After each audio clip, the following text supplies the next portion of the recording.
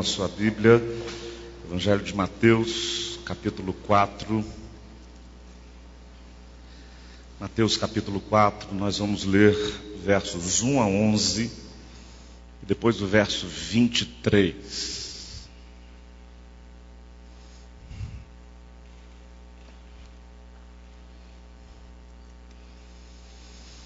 Mateus 4, versos 1 a 11.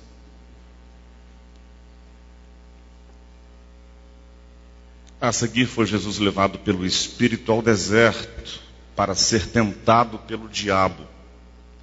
E depois de jejuar 40 dias e 40 noites, teve fome. Então o tentador, aproximando-se, lhe disse: se és filho de Deus, manda que estas pedras se transformem em pães. Jesus, porém, respondeu: está escrito, não só de pão viverá o homem, mas de toda a palavra que procede da boca de Deus. Então o diabo o levou à cidade santa e colocou-o sobre o pináculo do templo e lhe disse: se és filho de Deus, atira-te abaixo, pois está escrito, aos seus anjos ordenará a teu respeito que te guardem. Eles te susterão nas suas mãos, para que não tropeces em alguma pedra. Respondeu-lhe Jesus: também está escrito, não tentarás o Senhor teu Deus. Levou ainda o diabo a um monte muito alto, mostrou-lhe todos os reinos do mundo e a glória deles. E lhe disse: tudo isto lhe darei, se prostrado me adorares. Então Jesus lhe ordenou: retira-te, Satanás, porque está escrito, ao Senhor teu Deus adorarás, e somente a ele darás culto. Com isto o deixou o diabo, e eis que vieram os anjos e o serviram. Verso 23. E percorria Jesus toda a Galileia, ensinando nas sinagogas, pregando o evangelho do reino e curando toda a sorte de doenças e enfermidades entre o povo. Pai eterno, nós suplicamos em nome de Jesus, para que esta palavra, Senhor, que foi inspirada pelo Teu Espírito Santo na mente, no coração do Teu servo, Mateus, cerca de 2000 anos atrás, quando ele registrou estes acontecimentos, que este Teu mesmo Espírito, hoje, 2000 anos depois, num lugar geograficamente tão distante daquela região, que o Teu Espírito esteja aqui, falando aos nossos corações, ao meu, ao coração de cada um de nós, ao coração daquele que nos acompanha na internet. Que todos nós, Pai, sejamos tocados e abençoados pela Tua palavra e que o Teu Espírito Santo nos abençoe nesta hora. Nós oramos, Pai, em nome de Jesus. Amém e amém. Para que nós tenhamos uma compreensão bem adequada disso que nós acabamos de ler, é muito importante que a gente faça como que uma retrospectiva. E aí, mesmo que você conheça bem o texto sagrado, mesmo que você conheça bem a sequência, procure me acompanhar para que isso seja facilitador na sua mente e na sua compreensão. Nós vemos aqui Jesus no deserto, e esse fato é amplamente conhecido. Jesus passou 40 dias no deserto para ser tentado. Jesus passou 40 dias no deserto naquele confronto direto com as forças espirituais malignas, tenebrosas. E mais uma vez eu quero dizer para os irmãos, esta é uma igreja que tem o seu foco na pessoa do Senhor Jesus. Nós sabemos que existe um maligno, nós sabemos que existe um adversário de nossas almas, existem forças tenebrosas terríveis, mas nós não estamos aqui para ficar falando do diabo, nós estamos aqui para ficar falando do Senhor Jesus. Amém, irmãos? No entanto, nós não sejamos ingênuos. A Bíblia nos recomenda acerca deste fato, da existência de forças, de estruturas e de entidades de ordem maligna, tenebrosas, e nós temos absoluta certeza de que onde a luz do Senhor Jesus brilha, está lá no Evangelho de João, capítulo 1, verso 5, onde a luz de Jesus brilha, as trevas não prevalecem contra a luz. Glória a Deus por isso, amém, irmãos? Louvado seja o Senhor por isso. Jesus teve aqueles 40 dias de confronto direto contra o nosso adversário. E aí então o Senhor Jesus, terminando aquele período, prevaleceu sobre o maligno. E aí ele foi para a Judéia, para a Galileia, melhor dizendo. E aí ele percorria as cidades da Galileia. Ele percorria as aldeias, curando, pregando o evangelho, restaurando pessoas, repreendendo o maligno de outras pessoas. Antes disso, porém, o texto diz, antes de tudo isso, o texto diz que Jesus foi batizado por João Batista. E acontece algo que ganha visibilidade simbólica no batismo de Jesus. Os céus se abrem e ouve-se a voz do céu: este é o meu filho amado, em quem eu tenho grande alegria.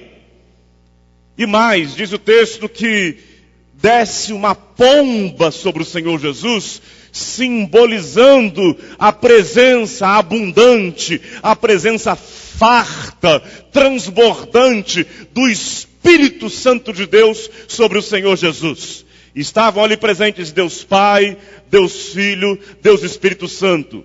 Jesus então sai dessa experiência, repleto da presença do Espírito Santo, cheio da presença do Espírito de Deus, e ele então vai para o deserto, ele prevalece contra o maligno, e depois ele vai pela Judéia, pela Galileia, mais uma vez corrigindo, abençoando pessoas, curando enfermos, restaurando vidas daqueles que estavam sendo abatidos e destruídos pelas trevas.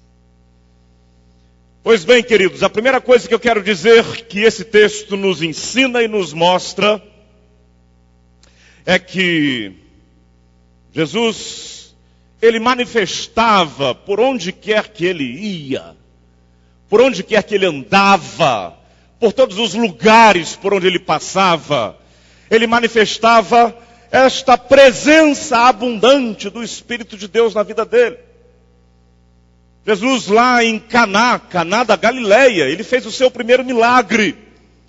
Ele estava numa festa, no meio de amigos, pessoas, foi convidado para participar daquela festa de nubentes. E lá Jesus então, conversando com pessoas, trocando ideias, batendo papo, ouvindo pessoas, aquela falação típica de grandes aglomerações. Ali, Jesus transborda do Espírito Santo e manifesta o seu primeiro milagre no seu ministério, na sua trajetória ministerial. Ele transforma água em vinho, e vinho de boa qualidade. Jesus vai ao templo, sim, ele foi ao templo. Jesus não se deixou confinar pela religiosidade. Ele não permitiu que a religião institucional exercesse limites no seu ministério. Mas ele foi ao templo. E chegou no templo, ele começou a ensinar. E as pessoas ficaram boquiabertas, pasmadas, com tamanha sabedoria, tamanha unção. E as pessoas eram abençoadas pelos seus ensinos. As pessoas eram abençoadas por suas ministrações, por aquilo que ele falava. Portanto, Jesus, batendo papo numa festa, com amigos, com pessoas, ele abençoava pessoas. Jesus no templo, diríamos como que, pregando, ele abençoava pessoas. Jesus ia na casa de seus amigos. Jesus foi na casa de Marta, Maria e Lázaro. O texto diz que eles eram 3 irmãos e eram grandes amigos de Jesus. Talvez amigos confidentes. Jesus sempre que passando por aquela região, pousava, ficava na casa deles, porque eram amigos. Vamos lá, trazendo para termos mais contemporâneos, Jesus passava por lá, dormia, tomava um cafezinho, conversava com eles, enfim. Se nós trouxermos para termos mais contemporâneos, mais atuais, né? Se Jesus passasse por São Paulo e aqui fosse casa de Marta, Maria e Lázaro, Jesus conversaria, por exemplo: olha, você vê que coisa lamentável, né? Na inauguração do novo estádio do Palmeiras, eles perderam os 2-0, né? Pois bem, esse papo certamente rolaria ali entre Jesus, Marta, Maria e Lázaro, né? Os corintianos estão felizes, mas eles também perderam na inauguração lá do novo estádio deles, né? Então essas coisas rolariam ali. E lá naquela casa depois, entre os seus grandes amigos, Jesus fez um grande milagre. Jesus trouxe Lázaro de volta à vida. Jesus, vivendo a vida, abençoava pessoas. No templo, fora do templo, em casa, na festa, em lugares públicos, no ar livre. Uma grande multidão estava ouvindo Jesus, e as multidões embevecidas com aquilo que ele falava. Jesus percebe que aquelas pessoas estão famintas. Os discípulos dizem: olha, vamos despedir essa gente toda para que cada um providencie seu próprio alimento. Mas Jesus disse: não, nós vamos providenciar. E ele pega uns poucos pães, uns poucos peixes, e ele multiplica aquilo numa quantidade impressionante, e aquelas milhares de pessoas são alimentadas, e Jesus abençoa pessoas, milhares e milhares de pessoas. Ou seja, o que é que eu quero dizer para você, meu querido? Onde Jesus ia, por onde ele passava, conversando, batendo papo, na festa, trocando ideias, ouvindo um, ouvindo outro, visitando uma família, no templo, no ambiente social, no ambiente de trabalho, por onde Jesus passava, ele abençoava pessoas, porque ele transbordava do Espírito Santo. Jesus estava cheio de unção. Aleluia, glória a Deus, irmãos. Amém, irmãos? Agora a pergunta que eu te faço: não, esse negócio é para Jesus. Foi para Jesus. Não tem nada a ver comigo. Tem nada a ver com você. Nada a ver com a minha vida. Hoje é diferente. Hoje nós estamos aqui como crentes, como evangélicos. E aqui a gente é abençoado, aqui. Nesse lugar, porque aqui é a casa de Deus. Nesse lugar, porque aqui é o lugar sagrado, é o templo santo. Nesse lugar aqui nós somos abençoados. Chega amanhã de manhã, lá no meu ambiente profissional. Chega hoje à noite, lá no convívio com a minha família. Durante a semana, quando eu tenho que tomar decisões que fazem parte da rotina da minha vida. Essa bênção, essa coisa não tem nada a ver. Uma coisa é aqui, outra coisa é lá. Sim ou não, irmãos? Meu querido irmão, o que Jesus mostra com isso é que você pode ser alguém transbordante do Espírito Santo de Deus. Você pode ser alguém cheio da unção de Deus. E onde você vai, com seus amigos, no ambiente social, na festa, no seu trabalho, na sua casa, onde você vai, você pode ser bênção de Deus, você pode transbordar. Milagres de Deus poderão acontecer através da sua vida, para a glória do Senhor Jesus. Isso que eu quero que você entenda, irmão. Volto a dizer aquilo que eu disse pouco tempo atrás. Eu acho que Deus está muito mais interessado no que vai acontecer com você amanhã de manhã, do que o que está acontecendo com você agora.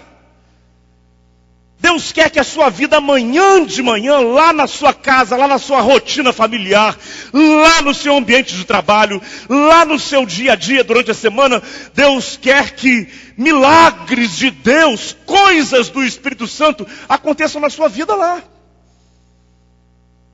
Amém, irmãos?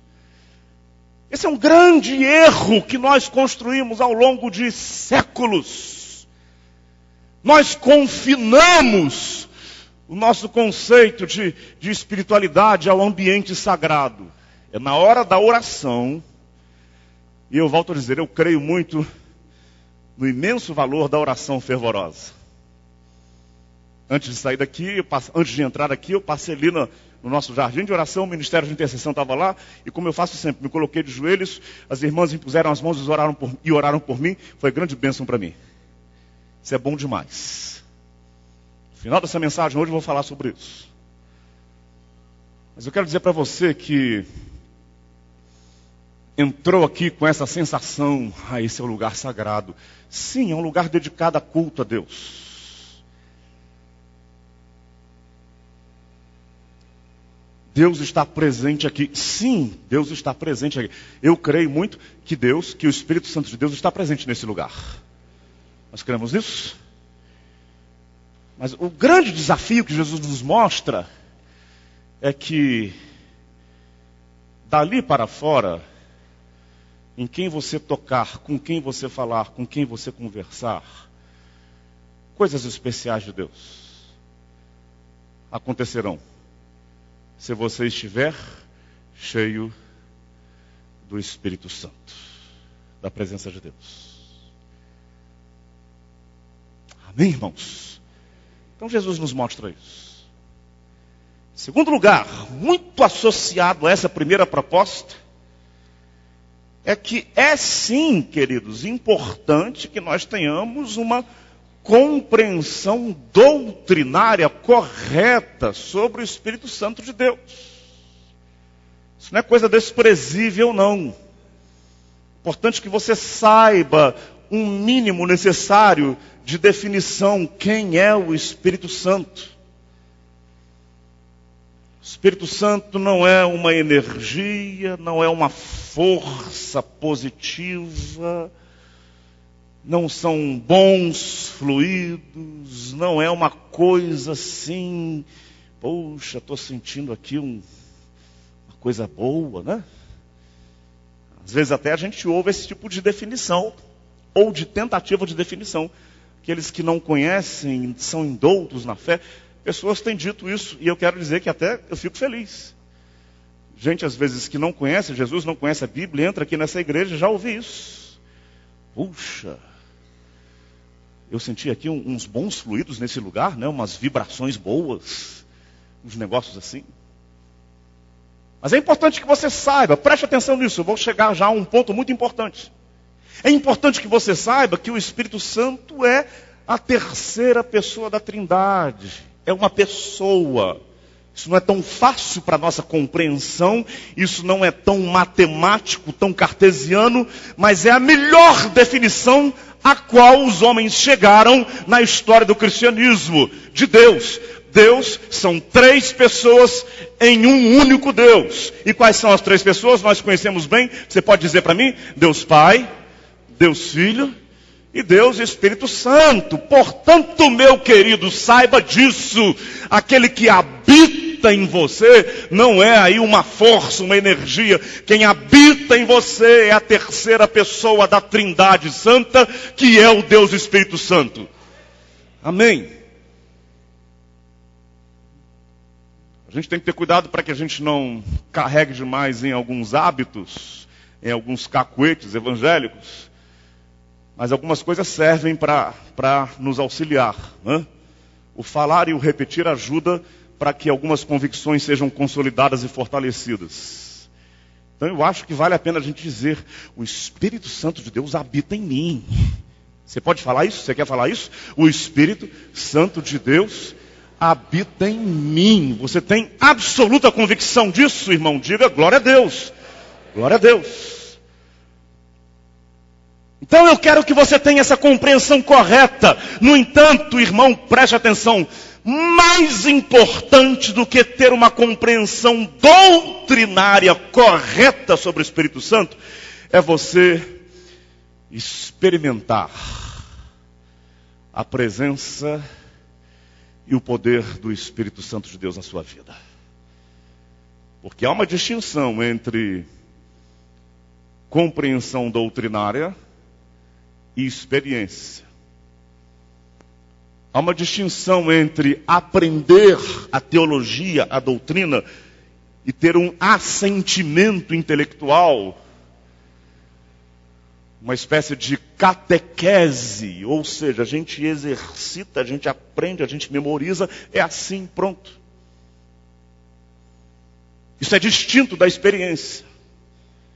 De saber, através da própria experiência, que há algo de especial, há algo de sobrenatural habitando em você, agindo em você, providenciando presente sobre a sua vida. E olha, eu não tenho constrangimento em dizer para você que vez por outra eu ouço algumas pessoas dizendo isso para mim. E quando eu falo catequese, eu não faço referência crítica à Igreja Católica Romana. Isso acontece muito em nosso ambiente evangélico. Já conversei com não poucos irmãos que disseram para mim, pastor, eu aprendi. Me ensinaram a doutrina sobre o Espírito Santo. Me ensinaram a doutrina da salvação. Memorizei aquelas lições todas, primeiro passo, segundo passo, terceiro passo, aquilo tudo, aprendi. Aí depois que eu respondi tudo bonitinho. Quem é Deus Pai? Deus é o Criador de todas as coisas. Deus Filho, nosso Salvador, morreu na cruz para me salvar.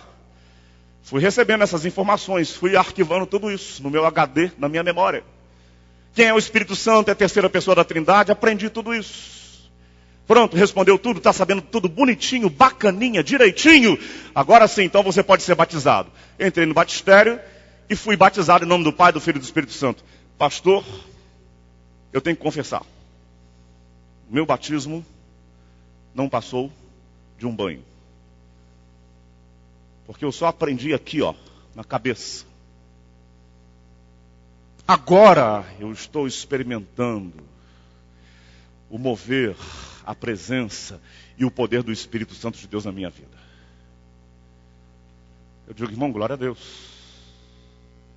Deus te abençoe.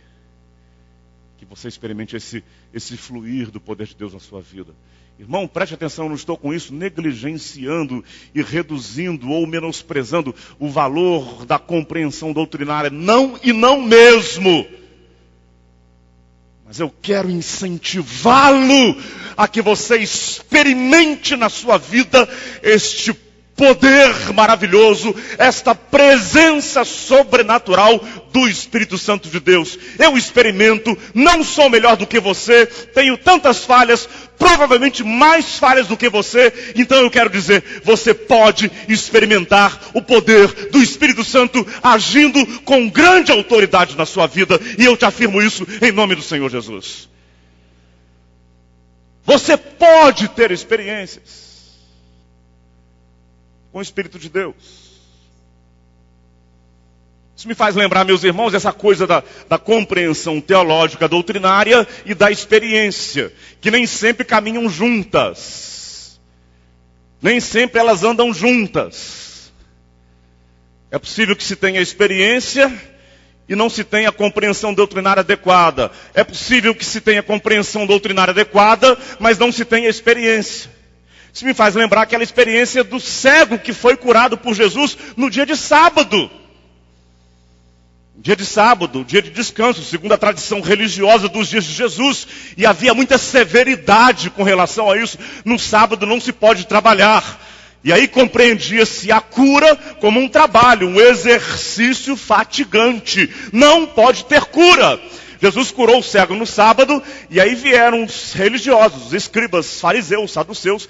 Vamos lá, vamos fazer aqui uma avaliação teológica disso que aconteceu. Como a cura aconteceu no sábado, então esse negócio não foi cura realmente. Aí foram procurar o camarada que foi curado. Primeiro foram procurar os pais dele com medo de serem penalizados, porque a pena era severa. Ele disse, olha, ele já é maior de idade, vocês resolvam lá com ele. E aí quando chegam a ele dá uma resposta que eu, queridos, eu julgo fantástica. Ele diz aqui, sim, para aqueles teólogos, para aqueles grandes doutores, que eram os caras que compreendiam a lei de Moisés, compreendiam o Velho Testamento, compreendiam tudo muito bem. Eram os experts da religiosidade. Eram bons de igreja. O que é que ele diz para eles? Olha, quem ele era, eu não sei. Mas uma coisa eu sei, eu era cego e agora eu vejo. Vamos traduzir essa resposta daquele cego, ou daquele ex-cego. Vamos decodificar esse negócio.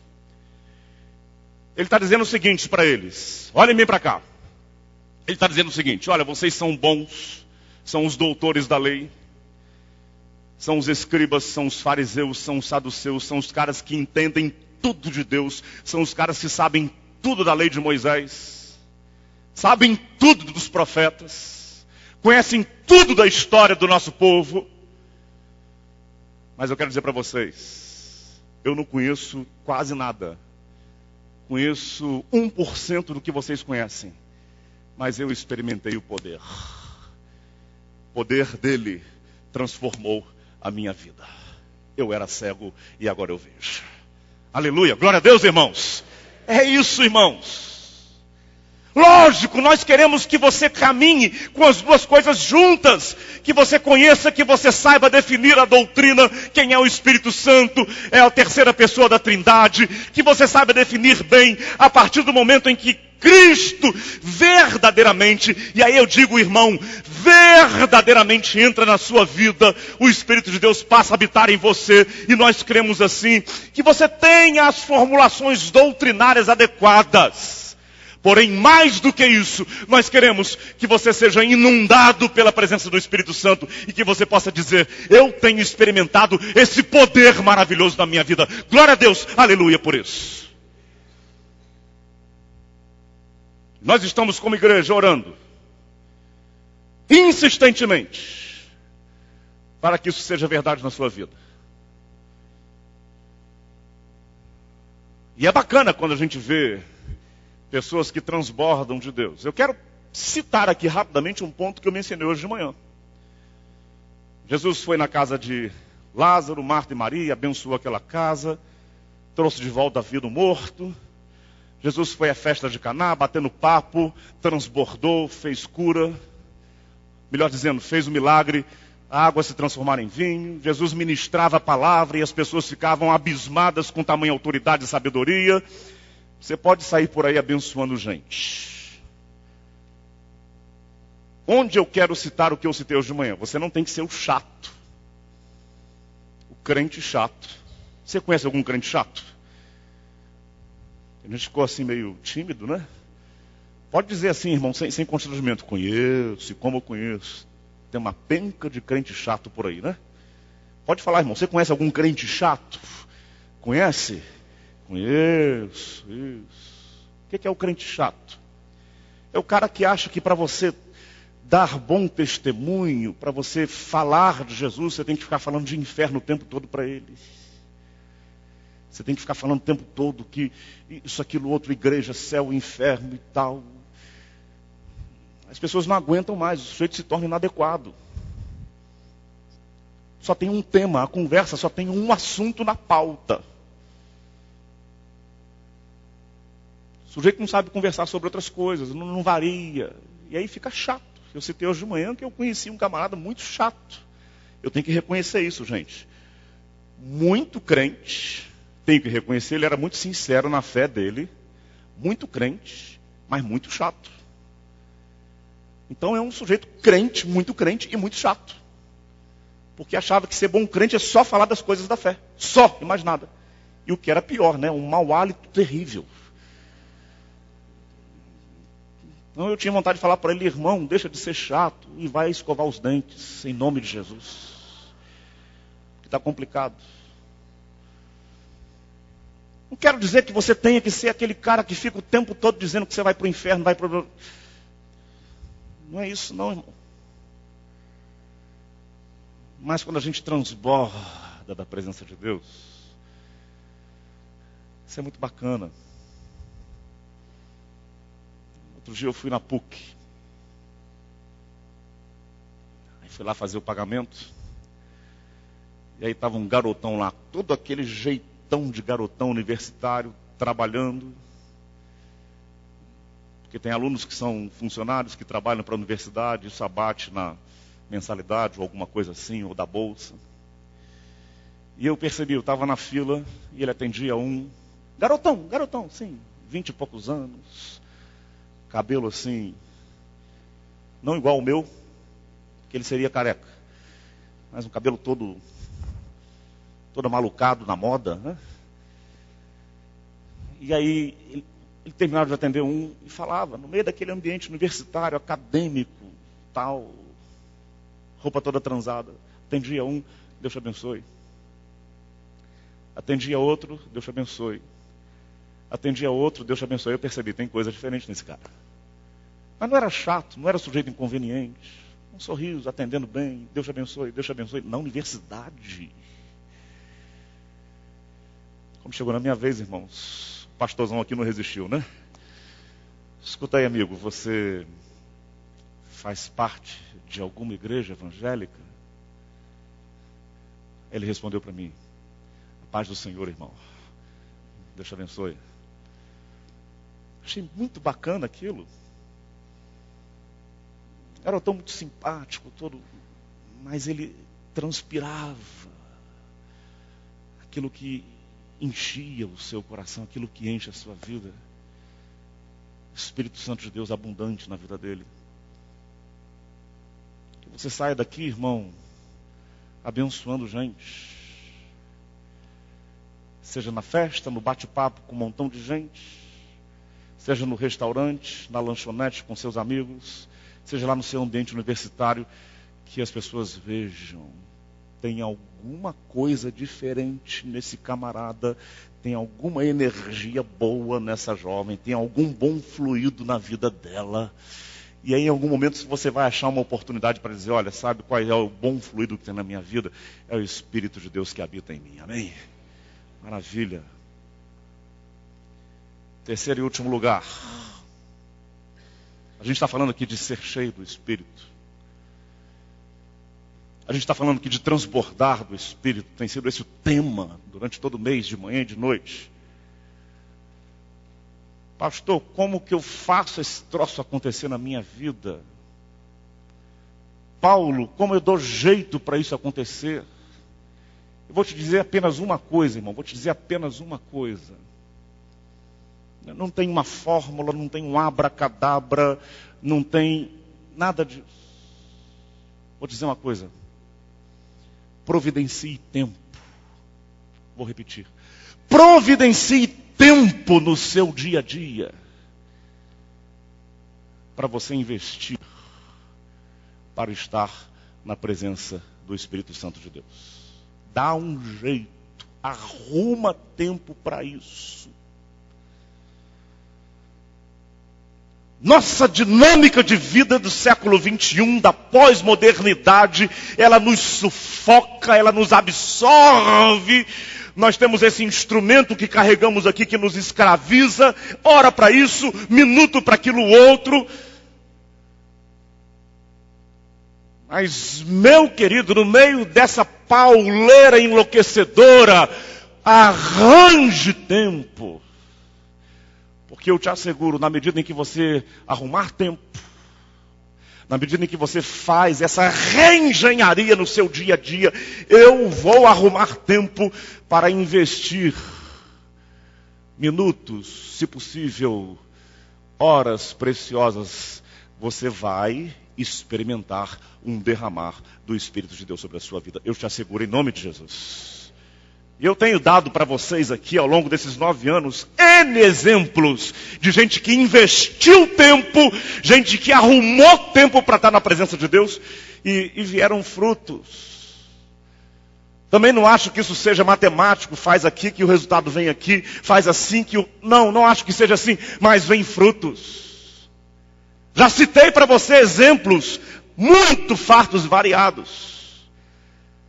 Já disse para você daquela irmã, muito lúcida, muito inteligente, uma leitura muito adequada da vida, muito madura, e veio dividir comigo. Pastor, eu percebia nitidamente que lá no meu ambiente de trabalho, lá no lugar onde eu atuo, no escritório, havia como que algo pesando, pairando sobre aquele lugar. E aquela coisa toda carregada, algo de maligno. Pastor, arranjei um cantinho. Sabe aquele lugar lá onde fica a vassoura?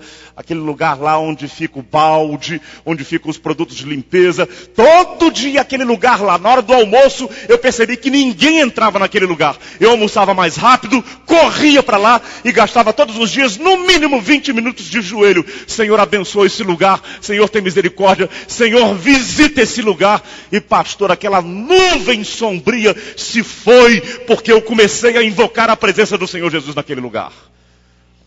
E ela disse, de quebra, Deus me abençoou, recebi uma promoção. Glória a Deus. Invista tempo na presença de Deus. Você vai colher frutos. Já disse para você, aquele outro casal que tinha lá o filho encharcado de depressão.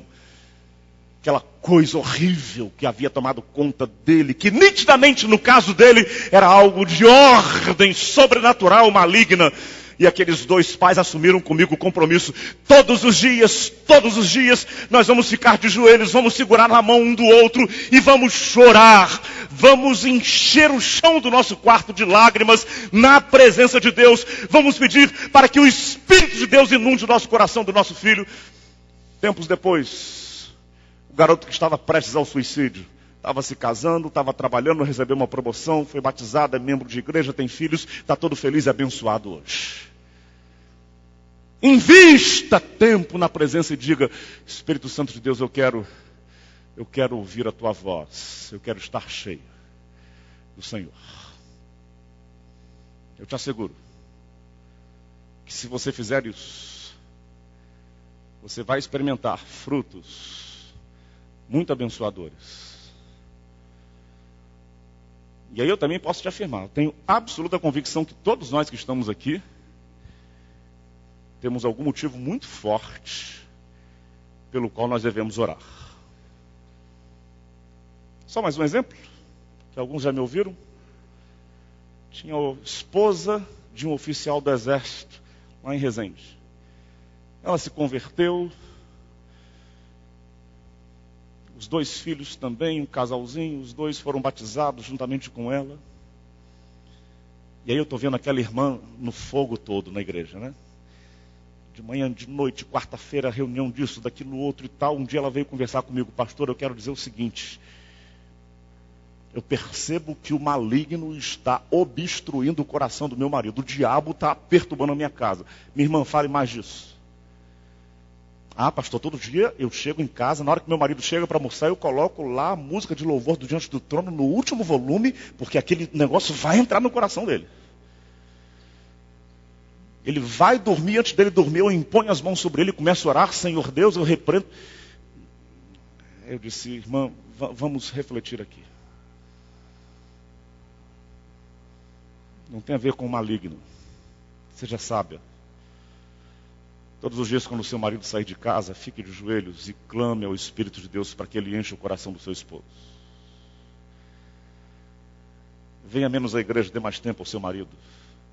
Mostre para ele que Jesus Cristo abençoou a sua vida e você é uma melhor esposa, porque agora você é uma serva de Jesus.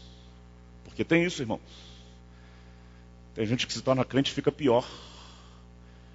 Meu Deus, o que o Evangelho fez na sua vida? Está te maltratando muito, você está muito ruim. Tenho certeza, você não conhece ninguém assim, né, irmão?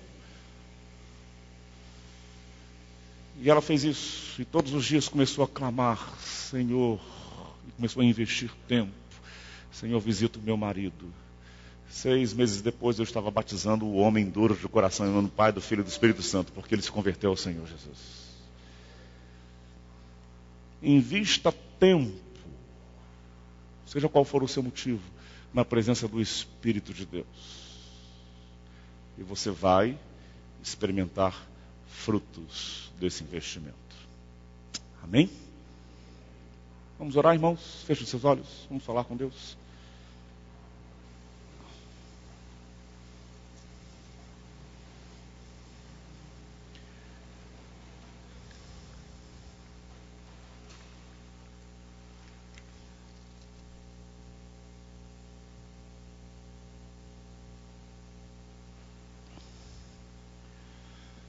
Faço para você então algumas sugestões. Diga: assim como foi com Jesus, eu quero, Espírito Santo, transbordar da tua presença. Onde quer que eu esteja. No bate-papo gostoso com os meus amigos. Lá no dia a dia da minha labuta, da minha profissão. Nos encontros diários.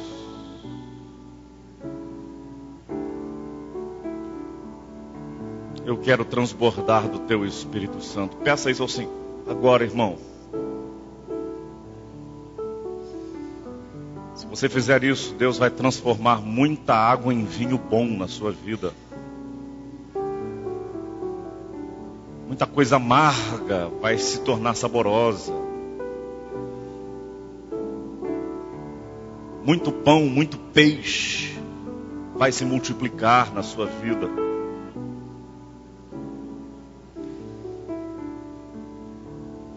Mesmo sem falar claramente em Jesus, muita gente vai ficar pasmada. Tem alguma coisa diferente nesse camarada, tem alguma coisa diferente nessa jovem. Peça, Senhor, eu quero transbordar do teu Espírito. Eu quero, Senhor Deus, transbordar da tua presença. Clame ao Senhor.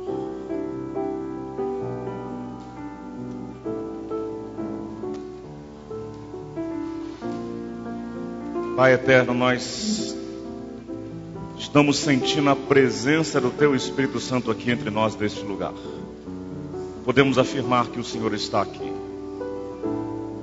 Mas queremos, Senhor Deus, que amanhã, depois, e nas situações as mais regulares da vida, que nós possamos dizer: o Espírito de Deus está aqui, o Espírito de Deus me acompanha. Eu sou acompanhado pelo teu Espírito. Em nome de Jesus, amém e amém. Fica de pé, querido.